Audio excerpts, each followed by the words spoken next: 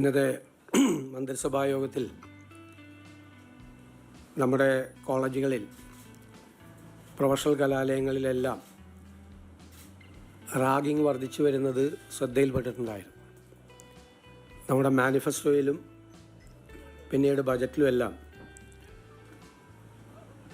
വയനാട് മരണമടഞ്ഞ സിദ്ധാർത്ഥിൻ്റെ പേരിലുള്ള ഒരു റാഗിംഗ് നിയമം കൊണ്ടുവരാൻ വേണ്ടിയിട്ടുള്ള തീരുമാനമെടുത്തു.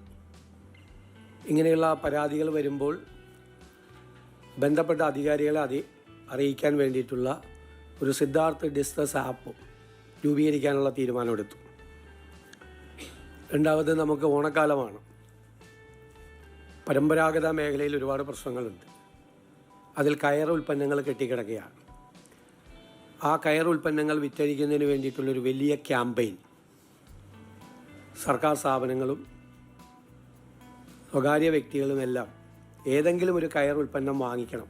ഓണക്കാലത്ത് കയറിൻ്റെ നല്ലൊരു മാർക്കറ്റ് ഉണ്ടാകുന്നതിനും അതുപോലെ കെട്ടിക്കിടക്കുന്ന കയർ ഉൽപ്പന്നങ്ങൾ വിറ്റഴിക്കുന്നതിനും കയർ തൊഴിലാളികളെയും കയർ മേഖലയും സംരക്ഷിക്കുന്നതിന് വേണ്ടിയിട്ടുള്ള വലിയൊരു ക്യാമ്പയിൻ ഓണത്തിൻ്റെ ഭാഗമായി നടത്തുന്നതിനും തീരുമാനിച്ചിട്ടുണ്ട്. ബാക്കിയുള്ള തീരുമാനങ്ങളെല്ലാം അതാത് ഫയലുകളുമായി ബന്ധപ്പെട്ടിട്ടുള്ള തീരുമാനങ്ങളാണ്. നമുക്കറിയാം, ഇന്നലെ ഡൽഹിയിൽ ലോകസഭയിലെ പ്രതിപക്ഷ നേതാവ് ശ്രീ രാഹുൽ ഗാന്ധിയെയും AICCയുടെ ജനറൽ സെക്രട്ടറിയും നമ്മുടെ MP-യുമായ ശ്രീമതി പ്രിയങ്ക ഗാന്ധിയെയും ശ്രീ KC വേണുഗോപാൽ ഉൾപ്പെടെ കർണാടക മുഖ്യമന്ത്രി ശ്രീ DK ശിവകുമാർ ഉൾപ്പെടെയുള്ള നേതാക്കളെ, നമ്മുടെ മന്ത്രി ശ്രീ വിശ്വനാഥും നമ്മുടെ MP-മാരും ഉൾപ്പെടെയുള്ള ആളുകളെ വളരെ മോശമായ രീതിയിലാണ് പോലീസ് അവരെ അറസ്റ്റ് ചെയ്ത് അവിടെ നിന്ന് നീക്കിയത്. ശക്തമായ ബലപ്രയോഗമാണ് അവർക്കെതിരെ നടത്തിയത്. അതിൻ്റെ തലേ ദിവസം ഈ നീറ്റ് വിഷയത്തിൽ മന്ത്രി രാജിവെക്കണമെന്ന് ആവശ്യപ്പെട്ടുകൊണ്ട് സമരം ചെയ്ത വിദ്യാർത്ഥികളോടും ക്രൂരമായ സമീപനമാണ് കേന്ദ്ര സർക്കാർ സ്വീകരിച്ചത്. അതിൻ്റെ ആവർത്തനമാണ് ഇന്നലെ ഡൽഹിയിൽ കണ്ടത്.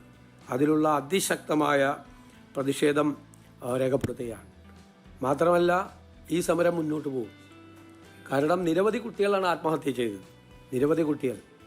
എന്നിട്ടും ഇതിന് ഉത്തരവാദികളായ ആളുകൾക്കെതിരായ കൃത്യമായ നടപടികൾ എടുക്കാതെ കേന്ദ്ര സർക്കാർ മുന്നോട്ട് പോവുകയാണ്.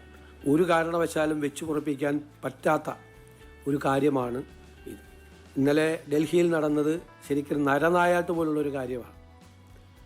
അതിനെതിരായിട്ടുള്ള അതിശക്തമായ പ്രതിഷേധം രാജ്യത്തെമ്പാടും ഉയരുമ്പോൾ കേരളത്തിലും അതുണ്ടാകും. കേരളത്തിലെ നിയമസഭയും ഇത് സംബന്ധിച്ച ഒരു പ്രമേയം പാസാക്കി കേന്ദ്ര സർക്കാരിന് അയച്ചിട്ടുണ്ട്. അത് സംബന്ധിച്ച് നീതിയുക്തമായ രീതിയിൽ വിദ്യാർത്ഥികളുടെ അവകാശങ്ങൾക്ക് വേണ്ടിയിട്ടുള്ള അവരുടെ പോരാട്ടത്തിൻ്റെ പൂർണ്ണമായ പിന്തുണ ഞങ്ങളുടെ എല്ലാവരുടെയും ഭാഗത്തുനിന്നുണ്ടാവും, സംസ്ഥാന സർക്കാരിൻ്റെയും ഭാഗത്തുനിന്ന് ഉണ്ടാവും. അല്ല, വാർത്താ സമ്മേളനത്തിൽ വരുന്നില്ല, അത് റിപ്പോർട്ട് തരുമ്പോൾ പരിഗണിക്കും.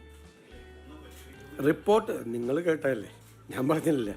റിപ്പോർട്ട് വരട്ടെ, റിപ്പോർട്ട് വരുമ്പോൾ മന്ത്രിസഭാ യോഗം പരിഗണിക്കും. റിപ്പോർട്ട് വരുമ്പോൾ അല്ല, അത് അവിടെ ഉന്നയിച്ചാൽ അതിന് നമ്മുടെ നിലപാട് നമ്മളവിടെ പറയും. നമ്മൾ എന്ത് നടപടിയാണ് ഇതിനെ സ്വീകരിച്ചിരിക്കുന്നത് വിശദമാക്കും കേന്ദ്രമന്ത്രിയുടെ യോഗത്തിൽ. അല്ല, ഞങ്ങൾ അവരുമായിട്ട് സംസാരിച്ചു. KSU കോൺഗ്രസിൻ്റെ മായിട്ട് ബന്ധപ്പെട്ട് പ്രവർത്തിക്കുന്ന ഒരു വിദ്യാർത്ഥി സംഘടനയാണ്. അവരുമായിട്ട് ബന്ധപ്പെട്ട കാര്യങ്ങൾ അവർ വന്ന് സംസാരിച്ചു. അവർ പറയുന്ന പരാതികൾ ഞങ്ങൾ ശ്രദ്ധയോടുകൂടി കേട്ടു.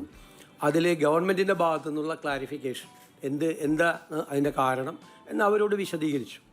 പിന്നെ നിങ്ങൾ പ്രചരണം നടത്തിയത് മുഖ്യമന്ത്രിയെ കാണാൻ അനുമതി കൊടുക്കുന്നില്ലെന്ന് ഒരു കാര്യം ഞാൻ വ്യക്തമാക്കാൻ ആഗ്രഹിക്കുന്നു. ആർക്കും വന്ന് എന്നെ കാണാം, അതിനുള്ള അവസരം കൊടുത്തിട്ടുണ്ട്. നിങ്ങൾക്കറിയാലോ, ആയിരക്കണക്കിന് ആളുകളാണ് കാണാൻ വരുന്നത്. 10,000-കണക്കിന് പരാതികളാണ് കിട്ടുന്നത്. ആ പരാതികൾ പരിഹരിക്കാനുള്ള സംവിധാനവും മുഖ്യമന്ത്രിയുടെ ഓഫീസിൽ ചെയ്തിട്ടുണ്ട്. ആർക്കും വേണമെങ്കിൽ, ഒരാൾക്കും എൻ്റെ ഓഫീസ് ഇതുവരെ അനുമതി നിഷേധിച്ചിട്ടില്ല. നിങ്ങൾ പല വാർത്തകളും കൊടുത്തു അനുമതി നിഷേധിച്ചെന്ന്. ഇത് ശരിയല്ല. കാരണം ഒരു വ്യക്തിക്ക് കാണാൻ പറ്റാവുന്നതിൻ്റെയൊക്കെ അപ്പുറത്താണ് ആളുകളെ കാണുന്നത്. തീരെ സാധാരണക്കാരും പാവപ്പെട്ടവരുമായ ആളുകൾ കേരളത്തിൻ്റെ വിവിധ ഭാഗങ്ങളിൽ നിന്ന് വരികയാണ്. വിവിധ സംഘടനകളെ പ്രതിനിധാനം ചെയ്തുകൊണ്ടുള്ള ആളുകൾ വരികയാണ്. 10 വർഷത്തിന് ശേഷമുണ്ടായ ഒരു ഭരണമാറ്റവുമായി ബന്ധപ്പെട്ട് PSC പരീക്ഷയിലെ റാങ്ക് ലിസ്റ്റുമായി ബന്ധപ്പെട്ട ആളുകൾ, ആശ്രിത നിയമനത്തിന് വേണ്ടി വരുന്ന ആളുകൾ, ബാങ്ക് ജപ്തിയുമായി വരുന്ന ആളുകൾ ഉൾപ്പെടെയുള്ള ഏറ്റവും സാധാരണക്കാരും പാവപ്പെട്ടവരുമായ ആളുകളെ മുതൽ പ്രധാനപ്പെട്ട ആളുകളെ വരെ, ബാങ്കുകളുടെ പ്രതിനിധികൾ, സംഘടനകളുടെ പ്രതിനിധികൾ, കേരളത്തിൽ ഇൻവെസ്റ്റ്മെൻറ്റ് നടത്താൻ വേണ്ടി താല്പര്യമായിട്ട് വരുന്ന ആളുകൾ ഉൾപ്പെടെയുള്ള മുഴുവൻ ആളുകളെയും കാണുന്നുണ്ട്. ഞാൻ ആരെയും കാണുന്നില്ലെന്നോ എൻ്റെ ഓഫീസ് ആർക്കെങ്കിലും അനുമതി നിഷേധിച്ചെന്നോ നിങ്ങൾ ദയവ് ചെയ്ത് വാർത്ത കൊടുക്കരുത്. അത് തെറ്റാണ്. ഞാൻ അദ്ദേഹത്തെ കണ്ടില്ലല്ലോ. ഞാൻ മാത്രമല്ല, അവിടെ മാധ്യമങ്ങളുടെ മുമ്പിലാണ് ഞാൻ ഇറങ്ങി വന്നിട്ട് 2:50 തേവര കോളേജിൽ നിന്ന് ഇറങ്ങുന്നത്. 3 മണിക്ക് പ്രധാനമന്ത്രി പങ്കെടുക്കുന്ന മീറ്റിംഗാണ്, റെയിൽവേ സ്റ്റേഷനുകളുടെ ഉദ്ഘാടനം. 2:50 അവിടെ നിന്ന് സ്റ്റാർട്ട് ചെയ്താൽ 3 മണിക്ക് കൃത്യം എത്തുള്ളൂ. ഞാൻ ഏറ്റവും വേഗത്തിൽ, വളരെ വേഗത്തിൽ നടന്ന് വണ്ടിയിൽ കയറി അവിടെ എത്തുകയായിരുന്നു.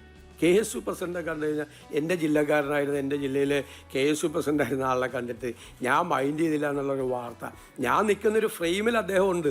ഞാൻ പിന്നീടാണ് കാണുന്നത്. മാത്രമല്ല, അന്ന് രാവിലെ 10 മണി മുതൽ 1 മണി വരെ ഞാൻ എറണാകുളം ഗസ്റ്റ് ഹൗസിലുണ്ട് എന്നുകൂടി എൻ്റെ ഓഫീസ് അദ്ദേഹത്തെ അറിയിച്ചത്. ഇത് 2 മണിക്കാണ് ഈ പരിപാടി. തേവര കോളേജിൽ നടന്ന പരിപാടി 2 മണിക്കാണ്. 10 മണി മുതൽ 1 മണി വരെ ഞാൻ എറണാകുളം ഗസ്റ്റ് ഹൗസിൽ ഉണ്ട് എന്നുകൂടി അവരെ അറിയിച്ചു. അതൊക്കെ തെറ്റായ വാർത്തകളാണ്. അതല്ലേ ഞാൻ വളരെ ക്ലിയർ ചെയ്ത് പറഞ്ഞത്. ഇനിയുള്ള കാലത്തേക്ക് കൂടിയല്ല പറഞ്ഞത്. ഒരാൾക്കും അനുമതി നിഷേധിച്ചിട്ടില്ല, ഞാനോ എൻ്റെ ഓഫീസോ. നിഷേധിക്കുകയില്ല. ഒരു കാരണവശാലും എല്ലാവർക്കും വന്ന് കാണാം. ഞാൻ അതുകൊണ്ടല്ല, ഹിന്ദു ഐക്യവേദിയുടെ ആളുകൾ വന്ന് എന്നെ കണ്ടപ്പോൾ അത് വിവാദമാക്കാൻ ശ്രമിച്ചു. എല്ലാ സംഘടനകളിൽപ്പെട്ട ആളുകൾ വന്ന്, ഇന്നിപ്പോൾ SFIയുടെ പ്രതിനിധികൾ ചോദിച്ചിട്ടുണ്ട്, അവസരം ചോദിച്ചിട്ടുണ്ട്. NGO യൂണിയൻ്റെ ആളുകൾ വന്നിരുന്നു, KSTയുടെ ആളുകൾ വന്നിരുന്നു, അവരുടെ ഗസറ്റ് ഓഫീസേഴ്സ് അസോസിയേഷൻ്റെ ആളുകൾ വന്നിരുന്നു കാണാം. എല്ലാവർക്കും അനുമതി കൊടുക്കുന്നുണ്ട്. എല്ലാവർക്കും അനുമതി കൊടുക്കും. MLA എല്ലാവരും വന്ന് കാണുമല്ലേ. അങ്ങനെ ചെയ്യാൻ പാടില്ലല്ലോ. അങ്ങനെ നിഷേധിക്കപ്പെടേണ്ട ഒരു സ്ഥലമല്ല. ഞാനങ്ങനെ പറഞ്ഞിട്ടില്ല. നിങ്ങൾക്കറിയാമല്ലോ. നിങ്ങൾ ലോ കോളേജിലെ യൂണിറ്റിൻ്റെ കാര്യം ചോദിച്ചപ്പോൾ ഞാൻ പറഞ്ഞു, ലോ കോളേജിലെ യൂണിറ്റ് അല്ല ഗവൺമെൻറ് പ്രീഡർമാരെ തീരുമാനിക്കുന്നതെന്ന് ഒരു വാചകം ഞാൻ പറഞ്ഞു. നിങ്ങൾ കേട്ടല്ലോ, ഇറ്റ്സ് ഓൺ റെക്കോർഡ് ഞാൻ പറഞ്ഞ കാര്യം. ഞാൻ KSUവിനെ കുറിച്ചല്ലല്ലോ പറഞ്ഞത്. ലോ കോളേജ് KSU യൂണിറ്റിനെ നിങ്ങൾ ചോദിച്ചപ്പോൾ ഞാൻ പറഞ്ഞു, ലോ കോളേജ് KSU യൂണിറ്റിനോട് ചോദിച്ചിട്ട് ഗവൺമെൻറ് പ്രീഡറെ വയ്ക്കാൻ പറ്റുമോ? അത് നിങ്ങൾ ഗവൺമെൻറ് പ്രീഡർമാരുടെ നിയമനം 140-ലധികം ഗവൺമെൻറ് പ്രീഡർമാരുടെ നിയമനം വന്നിട്ടുണ്ട്. 2 പരാതി വന്നു. അതിൽ ഒരു പരാതി ഇപ്പം തന്നെ പിൻവലിച്ചു. ഒരു പരാതിയാണ്. ഇത്രയല്ലേ വന്നിട്ടുള്ളൂ. നിങ്ങൾ ഇതിനു മുൻപ് കഴിഞ്ഞ സർക്കാരിൻ്റെ കാലത്ത് ഗവൺമെൻറ് പ്രീഡർമാരെ വെച്ചതും അതിനു മുമ്പ് ഉമ്മൻചാണ്ടി സർക്കാരിൻ്റെ കാലത്ത് ഗവൺമെൻറ് പ്രീഡർമാരെ വെച്ചതൊക്കെ ഒന്ന് കമ്പയർ ചെയ്ത് നോക്ക് നിങ്ങൾ. പിന്നെ നമുക്ക് അവിടെ AGയുടെ ഓഫീസും DGPയുടെ ഓഫീസും ഒക്കെ പറയുന്ന അഭിഭാഷകരെ കൂടി നമുക്ക് അവിടെ വയ്ക്കേണ്ടി വരും, പല കാരണങ്ങളുമുണ്ട്. അത് വീഴ്ച സംഭവിച്ചു എന്ന് പ്രാഥമികമായി ശ്രദ്ധയിൽപ്പെട്ടതിനെ തുടർന്ന് അന്വേഷണ സംഘത്തെ മാറ്റിയിട്ടുണ്ട്. ആഭ്യന്തര വകുപ്പ് മന്ത്രി അത് അന്വേഷിക്കാനുള്ള ചുമതലയായിട്ടുണ്ട്. ആർക്കെങ്കിലും ഉത്തരവാദിത്വം ഉണ്ടെങ്കിൽ ആഭ്യന്തര വകുപ്പ് നടപടി സ്വീകരിക്കും. ഞാൻ ആഭ്യന്തരമന്ത്രിയുമായിട്ട് ആ വിഷയം സംസാരിച്ചിരുന്നു. ഞാൻ ചോദിക്കട്ടെ, വാർത്ത വന്ന എന്താ? ടാറ്റ ഈ ഗവൺമെൻറ്റുമായിട്ട് സംസാരിച്ചിട്ടില്ല എന്നാണ് അല്ലേ? ടാറ്റയുടെ കമ്പനി വന്നിട്ട് ഞാനുമായിട്ട് സംസാരിക്കുന്നതിൻ്റെ ചിത്രം വരെ പുറത്തു വിട്ടു. ഒരു കാര്യം തീരുമാനമാകാതെ കിടക്കുന്നുണ്ട്. അവരുടെ ഒരു വെസൽ ബിൽഡിങ്ങിൻ്റെ കാര്യം തീരുമാനമാകാതെ കിടക്കുന്നുണ്ട്. മലബാർ സിമൻസുമായി, കൊച്ചിൻ പോർട്ടുമായി ബന്ധപ്പെട്ട് ആ കാര്യത്തിൽ തീരുമാനമെടുത്തു. അവർ പോസിറ്റീവായ ആ കമ്പനിയുടെ ആളുകൾ പ്രതികരിച്ചു. കൂടുതൽ ഇൻവെസ്റ്റ്മെൻറ്റ് കേരളത്തിൽ ഉണ്ടാകാൻ അവർ വരണം എന്ന് നമ്മൾ പറഞ്ഞു. ഞാനത് വിശദീകരിച്ച് കഴിഞ്ഞപ്പോൾ ഈ കാര്യം പറഞ്ഞിട്ട് അവർ വരുന്നുണ്ട്, അവരുടെ പ്രശ്നം പരിഹരിച്ചിട്ടുണ്ട്. പിന്നീടുള്ള പല പ്രശ്നങ്ങളും, അതായത് വ്യവസായ വകുപ്പിൽ തന്നെ 2 ഏജൻസികൾ തമ്മിലുള്ളൊരു തർക്കം ഉണ്ടായിരുന്നു, കണ്ടെയ്നർ ഫ്രൈറ്റ് സ്റ്റേഷൻ തുടങ്ങുന്നതിനെ സംബന്ധിച്ച്. അതൊക്കെ ഞങ്ങൾ 24 മണിക്കൂറിനകം തീരുമാനമെടുത്തു. ഓഷ്യനേറിയം കൊച്ചിയിൽ തുടങ്ങാനുള്ള നടപടിക്രമങ്ങൾ ഞങ്ങൾ ആരംഭിച്ചു. ഇൻ്റർനാഷണൽ മാരിടൈം മ്യൂസിയം തുടങ്ങാനുള്ള നടപടിക്രമങ്ങൾ ആരംഭിച്ചു. ബാക്കി ഒരുപാട് ഇൻവെസ്റ്റേഴ്സ് പല സ്ഥലങ്ങളിലും അവരുടെ പ്രപ്പോസലായിട്ട് വന്നിട്ടുണ്ട്. അപ്പോൾ അതിൻ്റെ എക്കണോമിക് മോഡലുകൾ എന്താണ് എന്ന് ഞങ്ങൾ ഗൗരവതരമായി ആലോചിച്ചുകൊണ്ടിരിക്കുകയാണ്.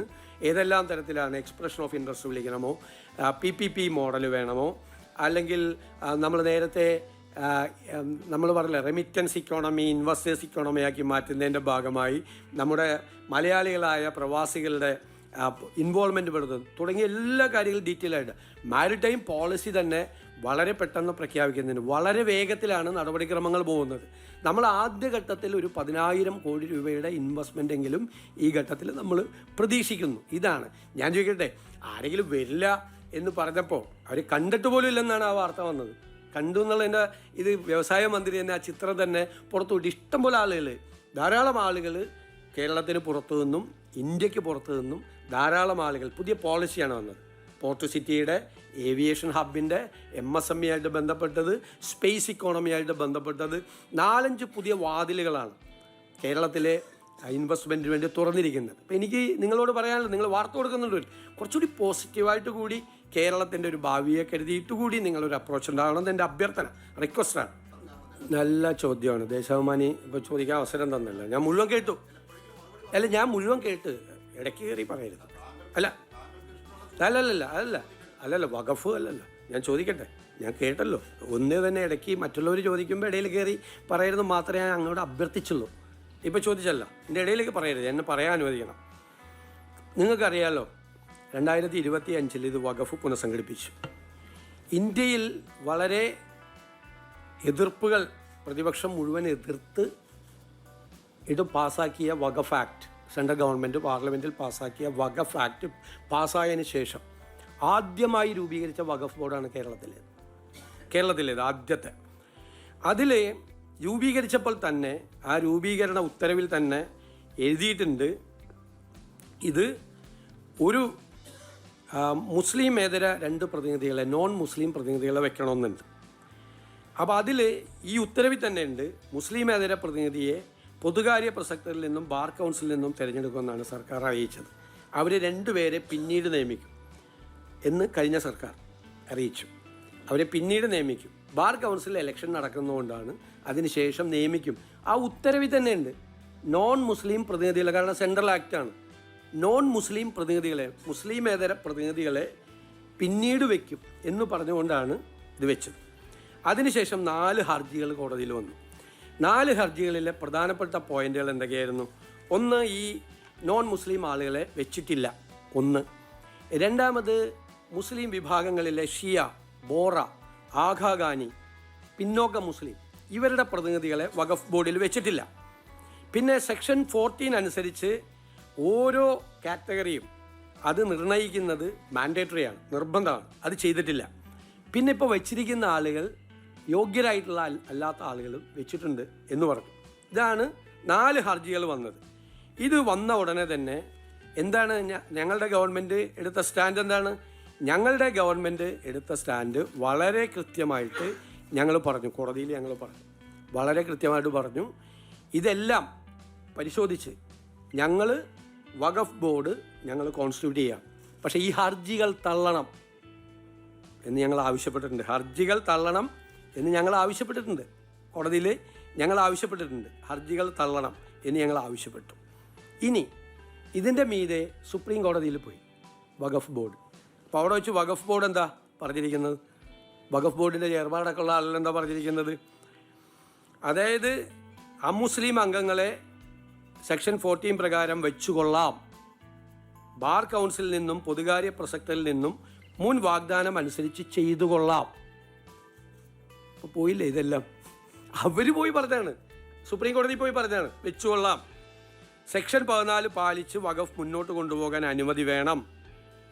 കേരള സർക്കാർ ഹൈക്കോടതിയിൽ ഹർജി തള്ളണം എന്ന് പറഞ്ഞിട്ടും ഹൈക്കോടതി തള്ളിയില്ല. അപ്പോൾ കേരള സർക്കാർ ഹൈക്കോടതിയിലെടുത്ത സ്റ്റാൻഡ് എന്താ? ഈ ഹർജി തള്ളണം എന്ന സ്റ്റാൻഡാണ്. അതേ കാര്യമാണ് സുപ്രീം കോടതിയിൽ പോയി വഖഫ് ബോർഡ് ആവർത്തിച്ചത്.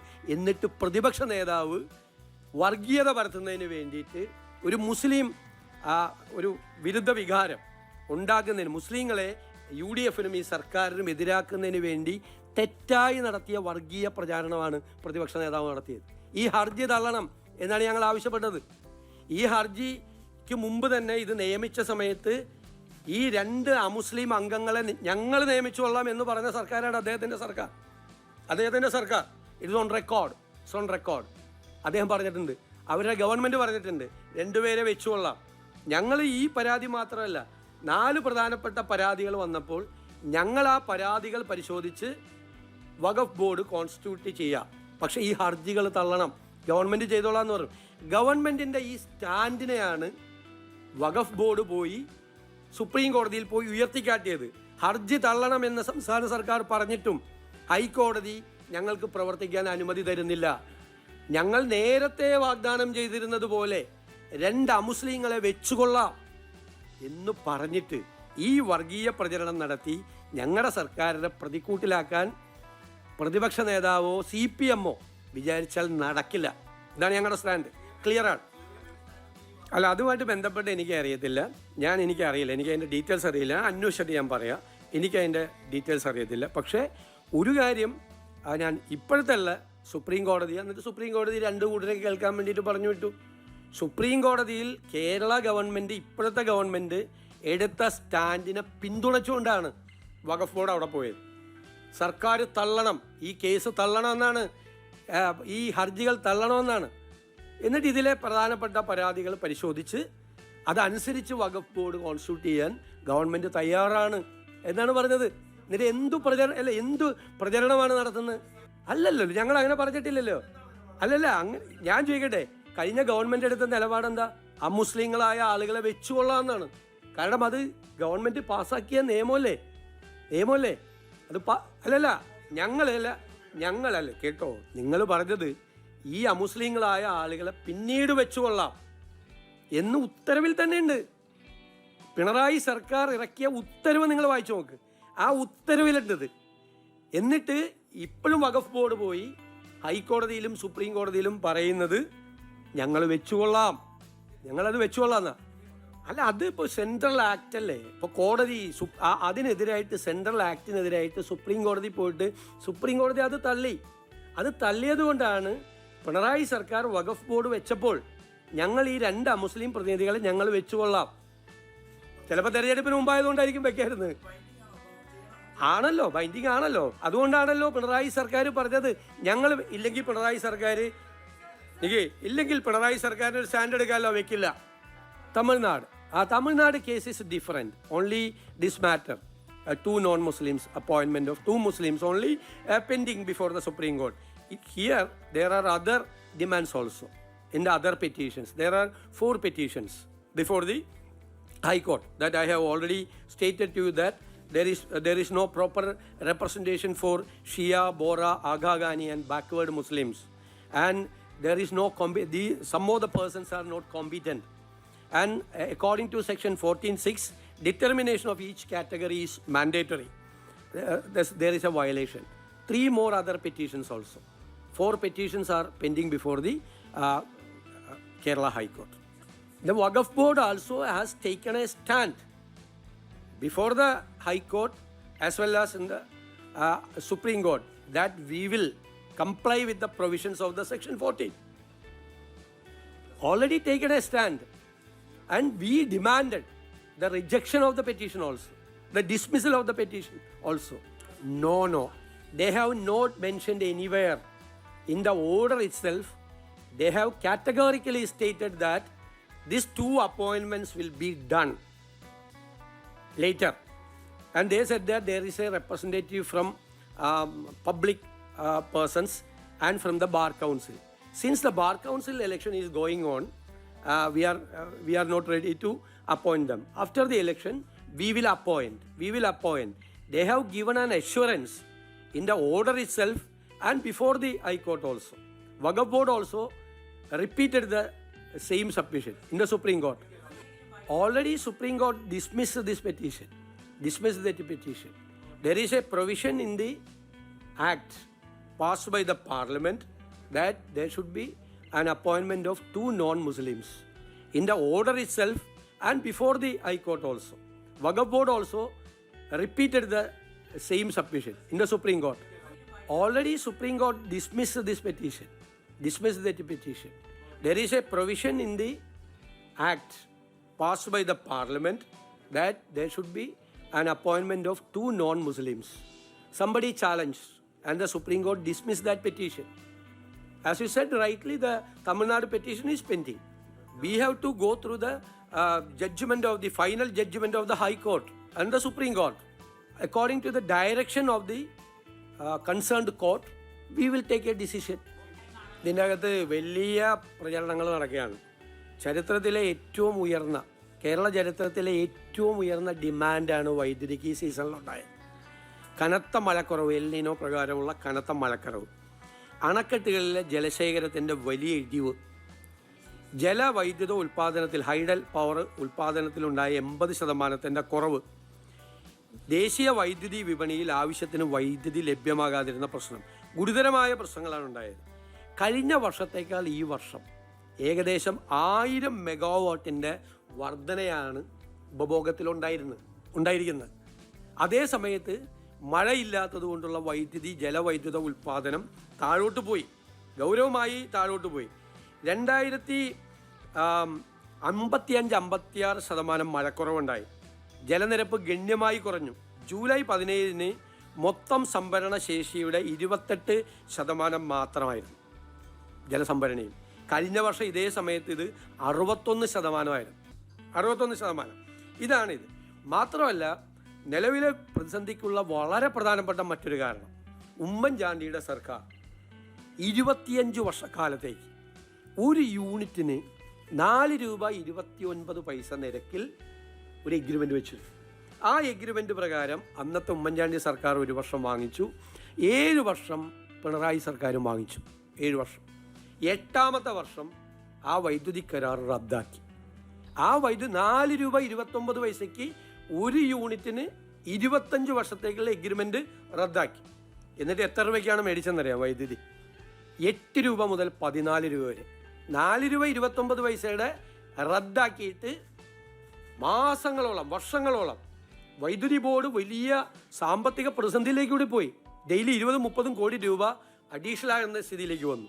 ആ എഗ്രിമെൻ്റ് ഇപ്പം നിലവിലില്ല. ആ എഗ്രിമെൻ്റ് ഉണ്ടായിരുന്നുവെങ്കിൽ ആ എഗ്രിമെൻറ്റിൻ്റെ പാർട്ടി, ആ കമ്പനികൾ നമുക്ക് വൈദ്യുതി തരാൻ ബാധ്യത ഉണ്ടായിരുന്നു. ഇപ്പോൾ അതില്ല, എഗ്രിമെൻ്റ് ഇല്ല, ഓപ്പൺ മാർക്കറ്റിൽ വൈദ്യുതി കിട്ടാനില്ല. അപ്പോൾ 1000 മെഗാവാട്ടിൻ്റെ വൈദ്യുതിയുടെ ഉപഭോഗം കഴിഞ്ഞ വർഷത്തേക്കാൾ വർദ്ധിച്ചു. ഹൈഡൽ ജലവൈദ്യുത ഉൽപ്പാദനം ഗണ്യമായി കുറഞ്ഞു. കഴിഞ്ഞ പ്രാവശ്യം ജലശേഖരം 61% ഉണ്ടായിരുന്നത് 28% കുറഞ്ഞു. മഴയുടെ കുറവ്, എൽനിനോ പ്രതിഭാസം ഇപ്രാവശ്യം നിങ്ങൾക്കറിയാമല്ലോ, മൊത്തം മഴയുടെ ഇതിൽ ഭയങ്കരമായി കുറവ് വന്നു. പിന്നെ ഉമ്മൻചാണ്ടിയുടെ കാലത്തെ എഗ്രിമെൻ്റ് കഴിഞ്ഞ ഗവൺമെൻറ് റദ്ദാക്കിയത് കൊണ്ടുള്ള ഇമ്പാക്റ്റ്. ഈ 4 പ്രധാനപ്പെട്ട കാരണങ്ങളാണ് ഈ വൈദ്യുതി പ്രതിസന്ധിക്ക് കാരണം. അല്ല, അപ്പോൾ അത്രയും ഡിമാൻഡ് വന്നില്ല. കഴിഞ്ഞ വർഷത്തേക്കാൾ അന്ന് ഇവർ വാങ്ങിച്ചു. അന്ന് 8 രൂപ മുതൽ 14 രൂപ വരെ, 4 രൂപ 29 പൈസയുടെ റദ്ദാക്കിയിട്ട് ഇവർ വാങ്ങിച്ചു.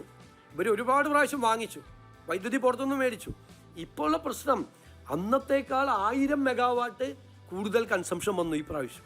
1000 മെഗാവാട്ട്, 800 മുതൽ 1000 മെഗാവാട്ട് വരെ നമുക്ക് കൂടുതൽ വന്നു.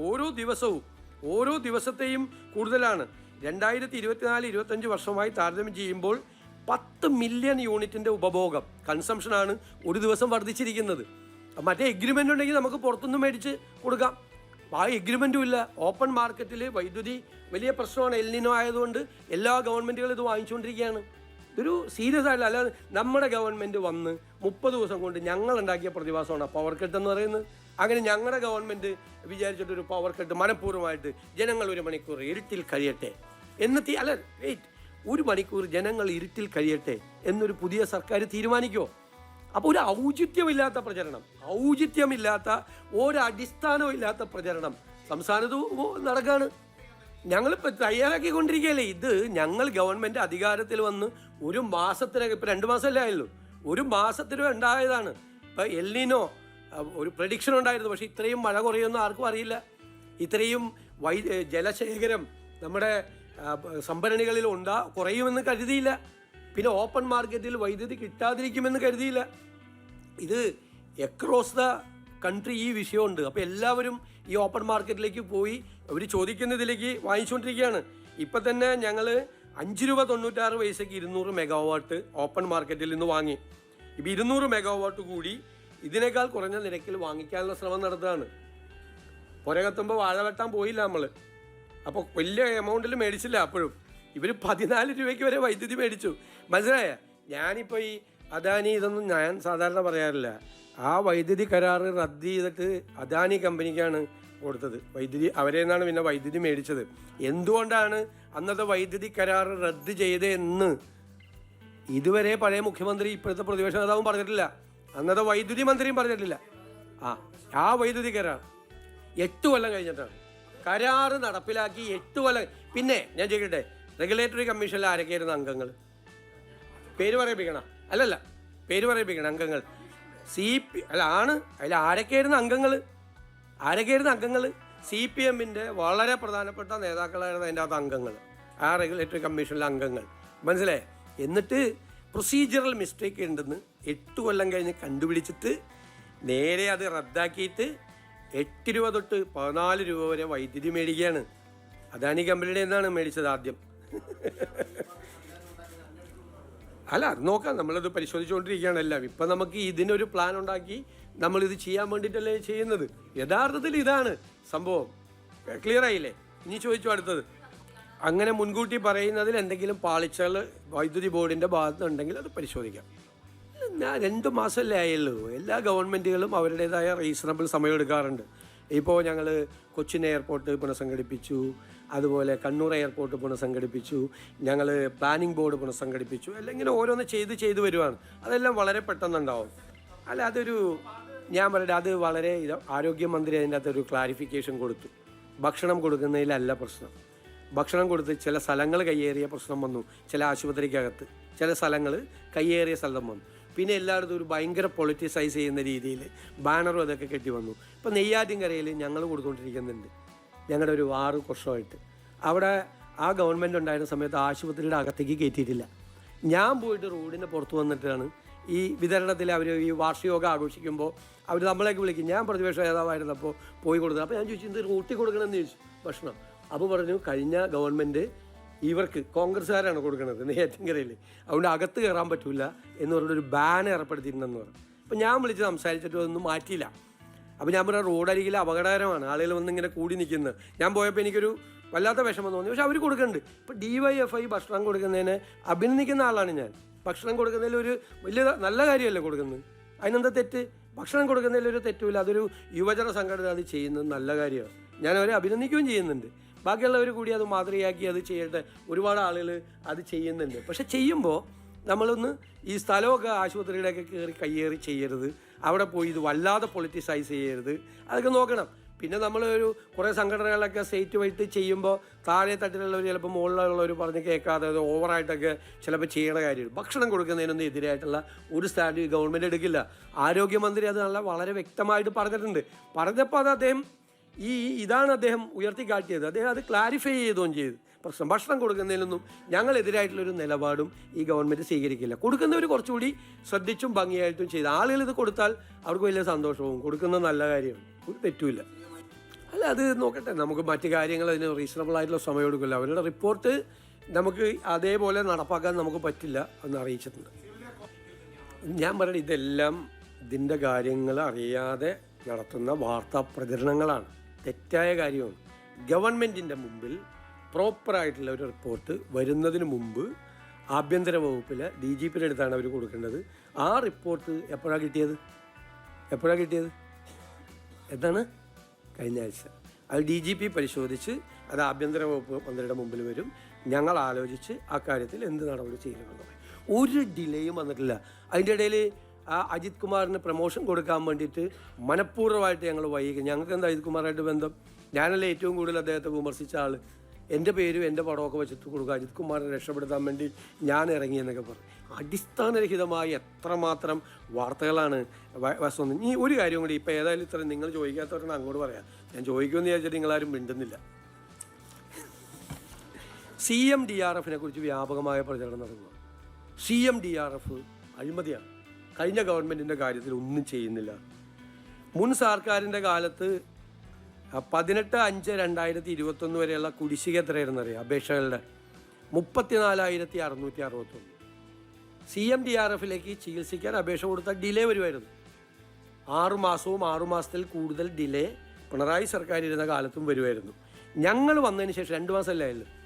ഞങ്ങൾ വന്നതിന് ശേഷം ആ 34,661 അപേക്ഷയിൽ 11,174 ക്ലിയർ ചെയ്തു. ഈ വേഗത്തിൽ ചെയ്തു.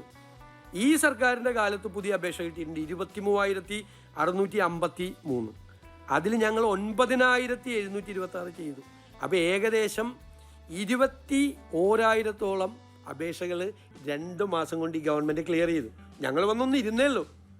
എന്നിട്ട് പറയുകയാണ് CMDRF എല്ലാം കെട്ടിക്കിടക്കാമെന്നാണ്. കെട്ടിക്കിടന്നിരുന്ന കഴിഞ്ഞ ഗവൺമെൻറ് കാലത്താണ്. ഞാൻ പറയും എന്തിനാണ് ഇങ്ങനെ ദ്രോഹിക്കുന്നത്? തെറ്റായ വാർത്തകൾ കൊടുത്ത്. ഇനി ആകെ ജനങ്ങൾക്ക് അനുവദിച്ച ചികിത്സാ തുക 24,15,00,000 രൂപ ഇപ്പോൾ കൊടുത്തു കഴിഞ്ഞു. ഓരോ ദിവസവും ചെയ്തുകൊണ്ടിരിക്കുകയാണ്.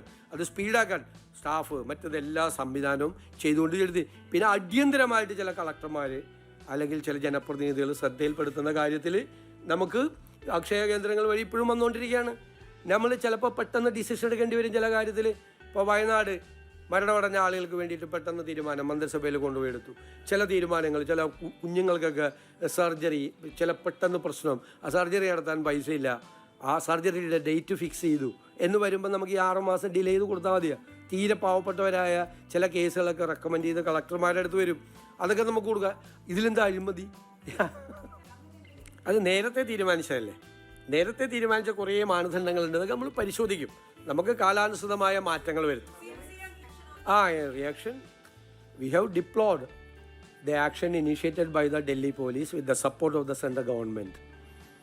Day before yesterday, the same thing has happened in the Jantar Mandar road. The police brutally attacked the students, those who participated in the agitation. This agitation is representing the entire students of India. Many students committed suicide. So we tried to bring this matter before the parliament yesterday, but it was not allowed. So we made an agitation under the leadership of Sri Rahul Gandhi, Sri Priyanka Gandhi, Sri Mallikarjun Kharge ji and Mr. K.C. Venugopal. We conducted a rally. Myself and the Karnataka Chief Minister participated in that agitation. They were brutally manhandled by the police. Even the Rahul ji and the Priyanka ji were. No, how can you say that? How can you say that? We have conducted many rallies across the country, even in Kerala. We have conducted rallies in Kota, Rajasthan. The Rahul ji inaugurated a Mammoth rally. That was our launching of our agitation in Rajasthan. We have conducted many programs across the country. Our assembly, we brought this issue and we adopted a resolution against this thing. We have started already. And even in the agitations, we have supported them. Rahul ji himself arranged the doctor to Wangchuk. He arranged everything in the hospital. He personally intervened in this matter. ഞങ്ങൾ ചെയ്യുന്നത് ഒരു technical committee വെച്ചിരിക്കുകയാണ്. ഇതിൻ്റെ എക്സ്പേർട്സിന്, financial എക്സ്പേർട്സിനെ വെച്ചുകൊണ്ടുള്ള committee വെച്ചിരിക്കുകയാണ്. Let them submit the report. അവരൊരു report submit ചെയ്തിട്ട് ആ റിപ്പോർട്ടിൻ്റെ അടിസ്ഥാനത്തിൽ അവിടെ എന്താണ് സംഭവിച്ചിരിക്കുന്നത് എല്ലാം പരിശോധിക്കട്ടെ. അതിനിടയിൽ കുറേ വർക്കുകൾ, ഓൺഗോയിങ് വർക്കുകൾ നടക്കുന്നുണ്ട്. അതെല്ലാം ഞങ്ങൾ പ്രത്യേകമായി പരിശോധിക്കുന്നുണ്ട്. ആ വർക്കുകളെ ബാധിക്കാതെ ആ വർക്ക് ചെയ്ത് തീർത്ത ആളുകൾക്ക് പണം കൊടുക്കുന്നത് ഉൾപ്പെടെയുള്ള കാര്യങ്ങൾ ഞങ്ങൾ പ്രത്യേകമായ പരിശോധന നടത്തി വേണ്ട തീരുമാനങ്ങൾ എടുക്കാം. വികസന പ്രവർത്തനങ്ങളെന്നും അത് ബാധിക്കാൻ പാടില്ല. വന്ന ഉടനെ നമ്മൾ എല്ലാവർക്കും എതിരായി അന്വേഷണവും മറ്റൊന്നും അല്ലല്ലോ. നമ്മുടെ മുമ്പിൽ കൃത്യമായിട്ടുള്ള അഴിമതി നടന്നു വന്നോ, ക്രമക്കേടുകൾ നടന്നു വന്നോ നമ്മുടെ മുമ്പിൽ പ്രോപ്പറായിട്ട് റിപ്പോർട്ട് വരുമ്പോഴല്ലേ. അതായത് ആളെ പിടിക്കണം, ഇയാളെ പിടിക്കണം എന്ന് പറഞ്ഞാൽ ആരുടെയും പുറകെ ഓടുന്നൊരു സർക്കാരല്ല ഇത്.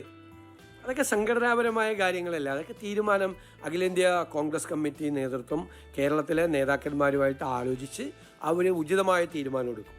നിങ്ങൾ റിപ്പോർട്ട് ചെയ്തെന്ന് കണ്ടു, ഞാനിങ്ങനെ അദ്ദേഹമായിട്ട് ഇതെല്ലാം കൂടിയാലോചന നടത്തിയെന്ന്. ഞാൻ അദ്ദേഹത്തെ ബർത്ത്ഡേ ഗ്രീറ്റിങ്സ് പറയാൻ വേണ്ടി പോയതാണ്. അദ്ദേഹത്തെ ബർത്ത്ഡേ ഗ്രീറ്റിങ്സ് നടത്തി. അതിപ്പോൾ ഞാൻ എങ്ങനെ പോകണം, ഏത് രീതിയിൽ ബർത്ത്ഡേ ഗ്രീറ്റിങ്സ് നടത്തണമെന്നുള്ള അനുവാദമെങ്കിലും എനിക്കിതാ. അതുകൂടി നിങ്ങൾ തീരുമാനിക്കല്ലേ. ഇന്നലെ അവിടെ സമര ദിവസമല്ലേ. ഇന്നലെ അവിടെ ഉച്ച കഴിഞ്ഞിട്ട് ഞാൻ പ്രധാനപ്പെട്ട നേതാക്കളെ കാണാറുണ്ട്. പോകുമ്പോൾ അവരായിട്ടുള്ള അപ്പോയിൻമെൻറ്റ്സ് എല്ലാം ഇന്നലെ എടുത്തിരുന്നു. പ്രധാനപ്പെട്ട നേതാക്കളെ കാണാൻ, കോൺഗ്രസ് നേതാക്കന്മാരെ കാണാൻ മാത്രമല്ല, ഡൽഹിയിൽ വേറെ ഒരുപാട് ആളുകളെ കണ്ട്. ഡൽഹിയിൽ ഒരുപാട് കാര്യങ്ങൾ ഇന്നലെ ചർച്ച ചെയ്ത്. ഡൽഹിയിലെ കേരള ഹൗസിൻ്റെ കാര്യം, കപൂർത്തല പ്ലോട്ടിൻ്റെ കാര്യം, മറ്റ് പ്രശ്നങ്ങൾ, ഒരുപാട് കാര്യങ്ങൾ ഇന്നലെ ഡിസ്കസ് ചെയ്ത് കുറേ കാര്യങ്ങൾ കൂടി തീരുമാനങ്ങൾ എടുത്തിട്ടുണ്ട്. പ്രാഥമികമായ തീരുമാനങ്ങൾ അത് സ്റ്റേറ്റിൽ വന്നിട്ടുള്ള ആ കാര്യങ്ങൾ കൂടിയാണ് പോയത്. നമ്മുടെ ഒരുപാട് വിഷയങ്ങൾ അവിടെയുണ്ട്. പക്ഷെ ഇന്നലെ ഉച്ച കഴിഞ്ഞിട്ട് സമരങ്ങൾ നടന്നതുകൊണ്ട് എല്ലാവരുമായിട്ടും കൂടിക്കാഴ്ച കഴിഞ്ഞ് എനിക്ക് ഇന്ന് ക്യാബിനറ്റ് ഉള്ളതുകൊണ്ട് ഇല്ലെങ്കിൽ പിന്നെ ഞാനും ഇന്നലെ ജയിലിൽ പോയില്ലായിരുന്നു. അത് ഞാൻ ക്യാബിനറ്റ് ഉള്ളതുകൊണ്ട് തിരിച്ച് എൻ്റെ ഫ്ലൈറ്റ് 8 മണിക്കാണെന്ന് അറിയാവുന്നതുകൊണ്ട് ശ്രീ രാഹുൽ ഗാന്ധി തന്നെ എന്നോട് പറഞ്ഞാണ് ഫ്ലൈറ്റിൻ്റെ സമയമായി പോകണം. ഞാൻ കേരള ഹൗസിൽ നിന്ന് എയർപോർട്ടിൽ എത്തുമ്പോഴാണ്, അപ്പോഴും ഞാൻ ഇതിൻ്റെ ഡീറ്റെയിൽസ് അറിയില്ല. അല്ല, അതൊക്കെ നടന്നോളും, അതൊക്കെ സമയത്ത് നടന്നോളും, അങ്ങനെയൊന്നും വൈകിട്ടൊന്നുമില്ലെന്ന്, അതൊക്കെ സമയത്ത് നടന്നോളും. എന്തുമാത്രം കാര്യങ്ങൾ 10 വർഷത്തിന് ശേഷം ഒരു ഗവൺമെൻറ് വന്നതല്ലേ, ഒരുപാട് കാര്യങ്ങൾ റീസ്ട്രക്ചർ ചെയ്യാനുണ്ട്. ഞങ്ങളതിൻ്റെ അകത്ത് കോൺസെൻട്രേറ്റ് ചെയ്തുകൊണ്ടിരിക്കുന്നത് പ്രധാനപ്പെട്ട കാര്യങ്ങളിലൊന്നും തടസ്സം വരാതിരിക്കാൻ വേണ്ടിയിട്ടാണ്. അപ്പോൾ എല്ലാ കാര്യത്തിനും മറുപടി പറഞ്ഞു കേട്ടോ, എല്ലാ കാര്യത്തിനും മറുപടി പറഞ്ഞു ഇല്ലേ. അവരെന്തൊക്കെയാണ് ചെയ്യുന്നത്, അവർ കാരണം ഇതൊക്കെ ഒന്ന് മറച്ചു വെക്കണമല്ലോ, വേറെ ഒരുപാട് പ്രശ്നങ്ങൾ നേരിടുമല്ലേ, എന്തെല്ലാം കാര്യങ്ങൾ അവർക്ക് ചെയ്യാനുള്ളത്, അവർക്ക് ഒരുപാട് കാര്യം ചെയ്യാനുണ്ടല്ലോ. അപ്പോൾ അവരുടെ BJP പ്രസിഡന്റ് തിരിച്ചു വന്നപ്പോൾ അദ്ദേഹത്തിൻ്റെ മുമ്പിലുള്ള പ്രശ്നങ്ങൾ എന്തെല്ലാമാണ്, കൊടി തൊട്ട് ബാനർ തൊട്ട് മതിലെഴുത്ത് തൊട്ടുള്ള എന്തെല്ലാം കാര്യങ്ങൾ അവർ ചെക്ക് ചെയ്യാനുള്ള ഒരു സ്ഥിതിയിലാണ് അവർ ഇരിക്കുന്നത്. നമ്മൾ അവരെ കളിയാക്കി പറയുമൊന്നുമില്ല. പക്ഷേ അവർ ഞങ്ങളുടെ ഗവൺമെൻറ് വന്നതിൻ്റെ പിറ്റേ ദിവസം ഒരു സമരം നടത്തി. എന്താണ്, മറ്റേ മാനിഫെസ്റ്റോയിലെ പരിപാടി പ്രഖ്യാപിച്ചില്ലെന്ന്. അന്ന് ഞാൻ തലയിൽ കൈവച്ചു. ഏത് ഗവൺമെൻറ് സത്യപ്രതിജ്ഞ ചെയ്യുന്നതിൻ്റെ പിറ്റേ ദിവസം സമരം നടത്തിയ ആളുകളാണ്. അവർക്ക് അവനുള്ള അവകാശമുണ്ട്. ഞങ്ങൾ പ്രധാനമന്ത്രിയുടെ ഓഫീസിൽ അവർക്ക് അതിനുള്ള അവകാശമുണ്ട്. ഞങ്ങൾ അവരുടെ രീതിയല്ലല്ലോ, ഫാസിസ്റ്റ് രീതിയല്ലല്ലോ. സമരം ചെയ്യാൻ പാടില്ല, ഗവൺമെൻറ്റിനെതിരായി സമരം ചെയ്യാൻ പാടില്ല. ഗവൺമെൻറ്റിനെതിരായി ആര് സമരം ചെയ്താലും ഞങ്ങൾ അവരുമായിട്ട് ചർച്ച നടത്തും. ഞങ്ങൾക്കൊരു പ്രശ്നമില്ല. ഞങ്ങൾ സമരങ്ങൾക്കൊന്നും എതിരല്ല. ഞങ്ങൾ സമരം ചെയ്തിട്ടുള്ള സംഘടനയാണ്. ഏത് സംഘടന സർക്കാരിനെതിരായിട്ട് സമരം ചെയ്താലും ഞങ്ങൾ അന്വേഷിക്കും. ഞങ്ങൾക്ക് തീർക്കാൻ പറ്റുന്ന വിഷയമാണെങ്കിൽ ഒരു ഈഗോ പ്രശ്നമില്ലാതെ ഞങ്ങൾ സർക്കാരിനെതിരെ സമരം ചെയ്തു, അതുകൊണ്ട് ഈ വിഷയം തീർക്കില്ല എന്നുള്ള നിലപാട് ഒരിക്കലും ഉണ്ടാവില്ല. ഇപ്പം തന്നെ ഞാൻ പറഞ്ഞിരിക്കുകയാണ്, സെക്രട്ടേറിയറ്റിൻ്റെ മുമ്പിൽ വർഷങ്ങളായി സമരം ചെയ്യുന്ന ആളുകളോടൊക്കെ ഒന്ന് സംസാരിക്കണം, ഒന്ന് പ്രാഥമികമായി അതാത് വകുപ്പുമായിട്ട് ബന്ധപ്പെട്ട ആളുകൾ ഒന്ന് സംസാരിക്കണം. എത്രയോ പാവങ്ങളാണ് അവിടെ വന്നിരിക്കുന്നത്. ആര് സമരം ചെയ്താലും സർക്കാരിനൊരു വിരോധമില്ല. ചിലപ്പോൾ ശരിയായ കാര്യത്തിനായിരിക്കും സമരം ചെയ്യണം, സർക്കാരിൻ്റെ ശ്രദ്ധയിൽപ്പെടാത്തൊരു കാര്യത്തിനായിരിക്കും സമരം ചെയ്യണം. ചിലപ്പോൾ ഒരുപാട് വർഷങ്ങളായി നിലനിൽക്കുന്ന പ്രശ്നങ്ങൾക്ക് വേണ്ടിയിട്ടായിരിക്കും വരുന്നത്. ഇവിടെ കാണാൻ വരുന്ന ആളുകളുടെ സങ്കടങ്ങളൊക്കെ ഒരുപാട് സങ്കടങ്ങളാണ് ആളുകൾക്ക്, പല കാരണങ്ങൾ കൊണ്ട് ഉണ്ടായ സങ്കടങ്ങളുണ്ടാവും. അതൊക്കെ അഡ്രസ്സ് ചെയ്യാനുള്ള ഗവൺമെൻറ് ചിലപ്പോൾ നമ്മുടെ ഒരു ഇടപെടൽ കൊണ്ട്, ചിലപ്പോൾ നമ്മുടെ ഒരു ഫോൺ വിളി കൊണ്ട്, ചിലപ്പോൾ ഒരു മീറ്റിംഗ് കൊണ്ട്, ചിലപ്പോൾ ഒരു ഇൻ്റർ ഡിപ്പാർട്ട്മെൻറ്റ് മീറ്റിംഗ് കൊണ്ട് പല പ്രശ്നങ്ങളും തീർക്കാൻ പറ്റും. ചില കാര്യങ്ങൾ നമ്മുടെ മുമ്പിൽ വരുമ്പോൾ നമ്മൾ അത്ഭുതപ്പെടും. ഒരു വിഷയമില്ല, വെറുതെ തീർക്കാവുന്ന വിഷയമാണ്, അത് തീർത്തിട്ടില്ല, പെൻഡിങ്ങാണ്. ഞാൻ കഴിഞ്ഞ ഗവൺമെൻറെ കുറ്റപ്പെടുത്തിയെന്നല്ല പറഞ്ഞത്, അങ്ങനത്തെ പല വിഷയമുണ്ട്. അപ്പോൾ ഏത് സമരത്തിന്, ഒരു സമരത്തിനെതിരായ നിലപാടില്ല. ഫാസിസ്റ്റ് ജനാധിപത്യ രീതിയിൽ അതിനോട് പ്രതികരിക്കും. അവരിനി ഞങ്ങളെക്കുറിച്ച് മോശമായി സംസാരിച്ചു, വളരെ മോശമായി, ഇപ്പം എന്നെപ്പറ്റിയൊക്കെ എന്തൊക്കെ പറയണം സംസാരിച്ചു. അതുകൊണ്ട് അവരുമായിട്ട് ചർച്ച ചെയ്യില്ല എന്നുള്ള ഒരു നിലപാടുമില്ല. അവരെല്ലാം വിളിച്ച് ചർച്ച ചെയ്യും, ആര് വന്നാലും ചർച്ച ചെയ്യും. ഇതാണ് ആറ്റിറ്റ്യൂഡ്. നിങ്ങൾക്ക് പരാതി ഉണ്ടെങ്കിൽ നിങ്ങളുടെ പരാതിയും കേൾക്കും. They have their own right to make a protest against us. We are not a fascist party. We are not opposing any strike, any agitation, anything. They have their own right. Let them conduct the strike. The people know why the Congress party conducted an agitation yesterday. We have already started. We have been agitating for a long time for the resignation of the concerned minister. Already we have been in the agitation. It is continuing. What happened yesterday and day before yesterday, entire people, they are understanding what is happening there. There is a protest among the people also. If the BJP is conducting a yatra to KPCC office, the KPCC president is the responsible person for the students committed suicide. Let them conduct.